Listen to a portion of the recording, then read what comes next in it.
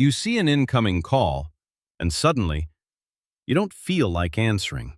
Not because you're busy, not because you hate the person, but something in you just avoids it. So you let it ring. Then text, "Hey, what's up?" If this feels normal to you, this is deeper than you think. You don't hate communication. You hate unpredictable communication. A phone call puts you on the spot. No time to think, no time to edit, no control over what comes next. And your brain? It doesn't like that. It prefers certainty. That's why texting feels safe. You can pause, think, respond perfectly. No pressure, no surprises. But here's the part most people don't realize.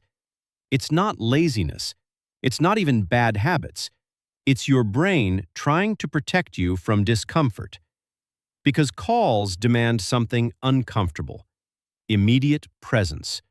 And if you're someone who overthinks, replays conversations, or worries about saying the wrong thing, a phone call feels like a risk. So instead, you delay it.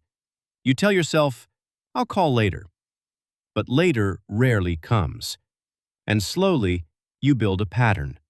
Avoid to delay, to feel guilty, to avoid again. But it gets deeper. People who avoid calls often have a highly active inner world. You think more before speaking. You analyze tone, words, reactions, which is actually a strength. But in fast, real-time conversations, that strength turns into pressure. So what looks like avoiding calls is actually your brain saying, "Give me time so I can get it right." And here's the truth most people miss. You're not antisocial. You're not rude. You're not bad at communication. You just communicate better when you have space to think.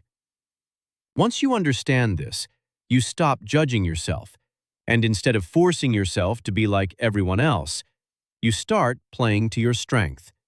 Because the way your mind works, it's not a flaw. It's just different.